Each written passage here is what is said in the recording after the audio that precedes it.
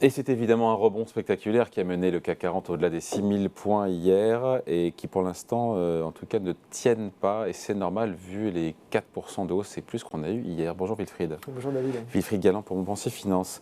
De telles envolées dans un marché baissier, ça signifie quoi? Parce qu'en anglais, on appelle ça the dead cat bounce, le rebond du chat mort. Alors ça peut être ça, ou alors le mois d'octobre est fidèle à sa réputation de bear market killer. Vous savez que dans les 100 dernières années, on a eu 17 marchés baissiers, donc de plus de 20% aux États-Unis. Et sur ces 17 marchés baissiers, 6 se sont arrêtés au mois d'octobre. Voilà. Donc, c'est pas hyper probant, 6 sur 17. En fait, 6 sur 17, quand vous comparez la probabilité qui est normalement le fait que vous ayez globalement une fois sur 12, un mois donné, ça peut être janvier, février, mars, avril, 3 fois, donc une fois sur 3, non pas une fois sur 12, une fois sur 3, ça a été stoppé en octobre. Donc peut-être que c'est le bon moment. En tout cas, ce dont on s'aperçoit quand même, c'est que fin septembre, on a eu une espèce de changement d'ambiance sur les marchés. Est-ce que ça va durer? On ne sait pas, on peut toujours être surpris, mais on a eu une espèce de changement d'ambiance. Et on a eu une espèce de changement d'ambiance, j'appelle ça le carré magique, qui s'est d'un seul coup déclenché, pour l'instant en tout cas. Le carré magique, c'est à la fois une espèce de pause sur les taux, on y reviendra, le sentiment que les banques centrales ont changé de discours, en tout cas ont montré que leur inexorabilité, celle qui était crainte comme étant un peu aveugle, ne l'était peut-être pas tant que ça. On a reçu également des bonnes nouvelles sur le plan monétaire avec une stabilisation des devises. On a beaucoup parlé de cette instabilité des devises. Et cette force du dollar. Et cette force du dollar, mais qui effectivement se propageait sur tous les univers émergents, mais aussi les grandes devises de monnaie de réserve. On a l'impression que depuis quelques jours, ça s'est stabilisé, y compris la livre sterling, le yen, l'euro.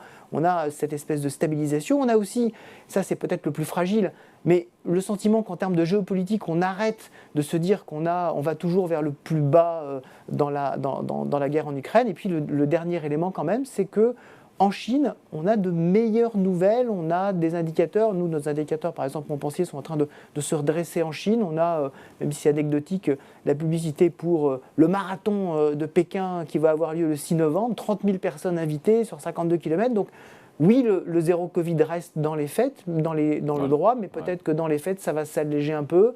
Donc, tout ceci nous fait une espèce de changement d'ambiance. Qu'il ne faut pas négliger. Wilfried est quand même un indicateur ISM manufacturier aux États-Unis qui était quand même pas très bon, qui va dans le sens d'un ralentissement, pas d'une récession. Tout à fait. On est au-delà de 5 ans, mais d'un ralentissement. Comme les créations d'emplois. Comme souvent avec les marchés, bad news is good news, puisque les rendements obligataires, ça les a fait baisser, donc c'est ce qui a soutenu les marchés actions. On en est là aujourd'hui. En fait, la véritable question que tout le monde se pose sur les marchés, en tout cas sur les marchés, c'est quand est-ce qu'on va commencer à bâtir cette espèce de socle à partir duquel on rebondit? Le fameux point bas, on ne le trouve jamais vraiment. Alors on a énormément de chance, mais on sait qu'on a un moment où on bâtit le point bas. Et tout le monde essaie évidemment d'avoir des références historiques. C'est-à-dire à partir de quand, en fonction des taux d'intérêt, en fonction de l'évolution des taux d'intérêt, à partir de quand les marchés actions rebondissent. Et jusqu'à présent, tout le monde regardait le marché de 2008. Disons, le marché de 2008, il a commencé à rebondir en 2009, au moment où la baisse des taux était déjà bien enclenchée. Or, le marché de 2008 s'est déclenché dans un marché déflationniste. L'environnement était déflationniste. Pas le même du tout. Pas le même du tout qu'aujourd'hui. Alors que le dernier marché baissier qu'on a connu en période, il faut remonter à 50 ans, c'est 1972-1973, le dernier marché baissier, donc plus de 20%, dans un contexte inflationniste. Ouais. Et en fait, le marché a rebondi au moment où les taux ont atteint un pic. Et là, tout le monde s'est dit sur le marché, en tout cas beaucoup d'opérateurs, compte tenu de ce qui est en train d'arriver, d'espèce de changement de ton des banques centrales, déclenché d'abord par la Banque d'Angleterre, qui était quand même la plus en pointe, la plus rigoriste, la plus agressive, et qui d'un seul coup a changé totalement d'approche. Je rappelle qu'elle est intervenue sur les marchés le mercredi 28. Le jeudi 29, elle devait faire une conférence de presse sur son approche de réduction bilantaire en termes de méthode et d'ambition, ce fameux quantitative tightening. Et là, d'un seul coup, paf, changement totalement d'ambiance. Évidemment, le quantitative tightening, la réduction de bilan, tout ça, on jette. On intervient sur les marchés en disant attention, on intervient de façon temporaire, ciblée, etc. Néanmoins, ça veut dire que, c'est une expression que j'aime bien employer, quand les marchés financiers hurlent, même les banques centrales écoutent. Et ça, c'est un élément qu'on n'avait pas jusqu'à présent. On pensait que le côté inexorable, le côté, de toute façon, les taux vont monter jusqu'à ce que l'inflation baisse vraiment à 2%, donc pourquoi pas 5, 6, 7, 8%. Là, on sent qu'il y a une limite Et cette limite-là, ça donne une perspective. Voilà. Les marchés ne vont pas un peu vite en besogne en pensant Toujours. Effectivement que Ils vont toujours vite. il y aura un changement de ton des banques centrales et de la Fed. Je trouve que c'est peut-être un peu prématuré. Ça va vite, mais ça montre... Et ces scénarios, on y a cru, enfin les marchés y ont cru pendant l'été et ont totalement déchanté. C'est tout à fait vrai. En septembre. La seule différence, c'est que là, on a la preuve d'une action. C'est-à-dire que ce qu'on a vu, c'est que la Banque centrale anglaise, au-delà de tous les discours, ce que je disais... Il y avait le feu au lac en même temps. Quand les marchés hurlent, même les banques centrales écoutent. C'est-à-dire quand vous avez une dislocation du marché, il faut se rappeler de la violence de ce qui s'est passé sur la dette souveraine britannique. Exactement, c'est la dette souveraine britannique qui a commencé le mercredi matin. Il n'y avait plus d'acheteurs de dette souveraine britannique. Les taux souverains ont pris quoi, 100 points de base, 110 points de base? Ils avaient pris 100 points de base en l'espace de 24 heures. Ouais. Et en fait, tous les assureurs, en particulier britanniques, qui étaient assis sur leur stock de dette britannique, voyaient leur contrat de liquidité qui avait été signé avec les grands gestionnaires d'actifs pour permettre justement de faire des opérations de paiement des pensions, être dénoncés les uns après les autres. Et donc il y avait le risque d'un effondrement du système financier britannique. Face à cette dislocation-là, la Banque centrale d'Angleterre n'a eu d'autre choix. C'est un cas extrême et rien ne dit que ça va se produire aux États-Unis ou en Europe. C'est tout à fait vrai, mais ça veut dire quoi? Ça veut dire que ce qu'on n'a pas qualifié aujourd'hui, mais ce qu'il faut quand même dire, c'est qu'on a vécu un krach obligataire considérable depuis le mois de mars, un des plus violents krachs obligataires depuis 1987. On a titré plusieurs vidéos là-dessus. Exactement. On ne le dit pas assez. Exactement. Pourquoi d'ailleurs? Parce que tout le monde s'intéresse au marché actions et que le niveau des taux en absolu, effectivement, ne fait peur à personne. Quand on dit aujourd'hui on est à 3,7% sur la dette française, maintenant on est à 3,2%, bon, 1,9%. Non, 2,7%. 2,7%, pardon. On est à 1,9% sur la dette allemande.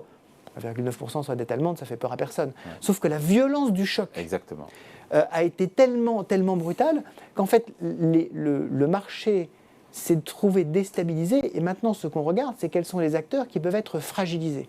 Et face à cet élément-là, on voit bien que, y compris parmi les banques centrales les plus actives, on commence à avoir des discours. Je prends par exemple James Bullard, le président de la Fed de Saint-Louis, qui est probablement celui qui était le plus en pointe dans le comité de politique monétaire de la Fed pour dire il faut aller de plus en plus vite, de plus en plus fort, de plus en plus agressivement, resserrer la politique monétaire.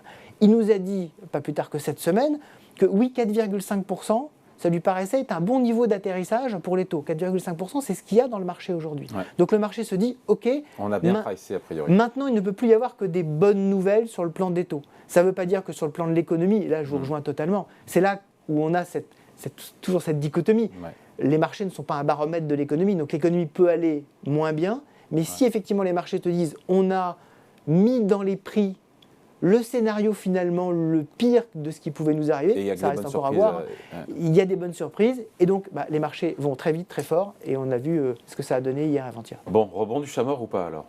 Oui ou non? Pour moi, c'est quand même un changement d'ambiance. C'est quand même un vrai changement d'ambiance sur les marchés. Il y aura toujours de la volatilité, et je pense qu'on a arrêté d'être dans cet univers extrêmement stressant sur le plan de la stabilité financière.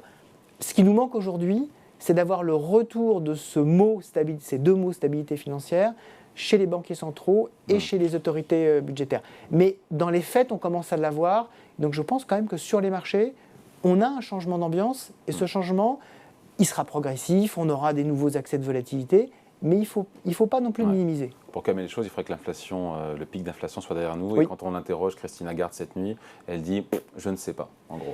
Oui, Christine Lagarde maîtrise très très bien ces mots, ces trois mots « je ne sais pas ».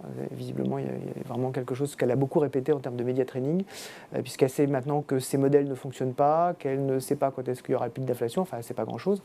En revanche, quand vous écoutez les symposiums de banquiers centrales, vous vous rendez compte que l'objectif de plus en plus, c'est de regarder les indicateurs avancés. C'est de ne plus regarder trop les indicateurs retard. Or, les indicateurs avancés d'inflation, ce qu'on appelle parfois les break-even ou les anticipations d'inflation dans des enquêtes d'opinion. Se sont un peu retournés. Voilà, sont quand même en train très nettement de baisser. Les indicateurs en termes de matières premières industrielles, on est quand même en train de baisser très très fortement. Le bois de construction. Avec un pétrole qui remonte quand même. Avec un pétrole qui s'est stabilisé autour de $90. Ouais. On pensait avoir une très forte poussée ce matin, on ne l'a pas eu. Ouais. C'est intéressant aussi à voir. On pensait ce matin avoir, avec tous les bruits autour de l'OPEP, le fait de dire on va avoir cette poussée. Voilà, exactement. Mais on pensait avoir cette poussée. Aujourd'hui, on ne l'a pas.